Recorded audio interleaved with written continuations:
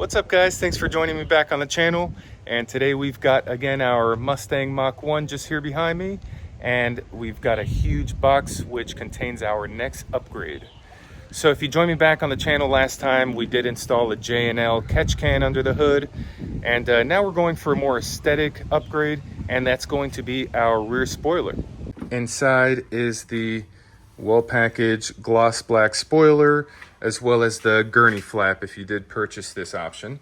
And then we've also got a template, so if your car did not have a spoiler on it, you might have some hole drilling to do, and so that's pretty handy. However, the Mach 1 does come with the spoiler, which does have the same hole pattern, so you won't need to do any extra hole drilling.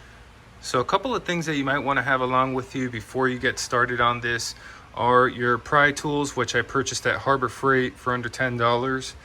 Your number 10 millimeter deep socket, which you're going to need to access the bolts, and some blue painter's tape, of course, some rags. And I've went ahead and made with some 1x2 wood, as you can see I've got right here. I've went ahead and made a little 1x4 mounting mount piece, if you will. So I'm going to go ahead and mock these up. And so first thing we're going to do is expose the access to loosen the spoiler. So I'm going to go ahead and remove these grommets, use our tool.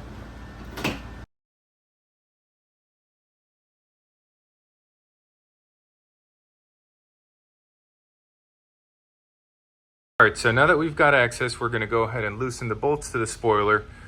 As you can see, there are 4 bolts.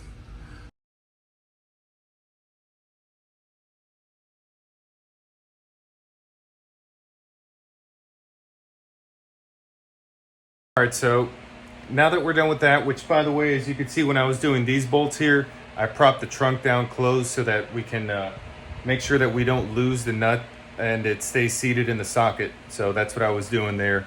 And another little pro tip is, see this emergency release that kind of gets in the way when you're opening and closing the trunk.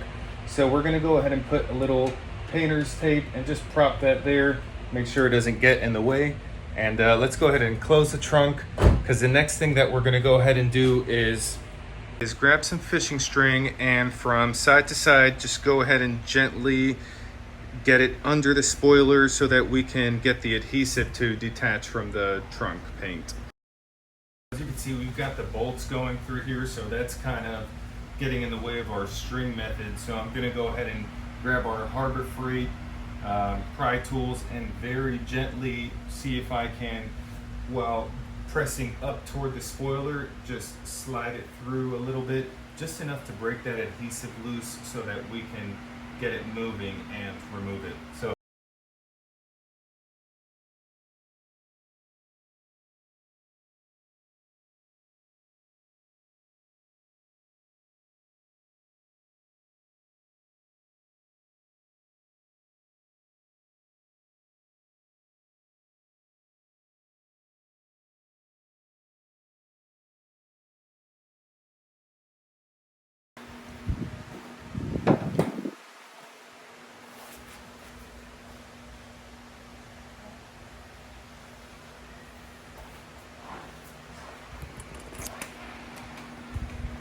all right, so next thing we're going to go ahead and do is clean off the adhesive, and you can do that using whatever product you'd like. I'm going to go ahead and use Goo Gone.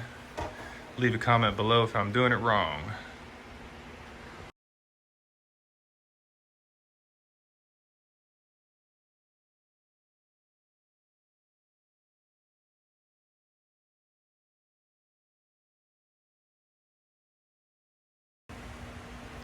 All right, so what I've gone ahead and did is just got a little bit of painter's tape and placed it, centered it properly. I've got it resting on the 1x2 blocks, and now I just want to go ahead and get the nuts on from the inside. It's better to have 2 people for this part, but just be quite careful. So now I'm just going ahead and tightening each screw, just altering around so that I don't tighten down too much on one side.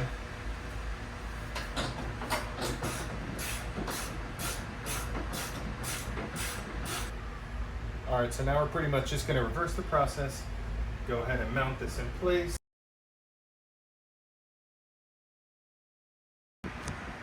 All right, so we got everything buttoned back up. Almost get everything removed. And then we can get to the gurney flap, which I am definitely putting on because we need all the downforce we can get in 40-mile-an-hour traffic here in Miami. So I'm gonna get that set up in just a moment.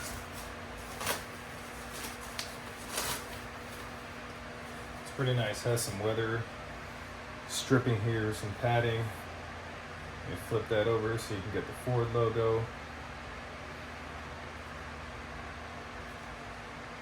Pretty nicely done. So let's go ahead and mock that up. It's going to be right in that position.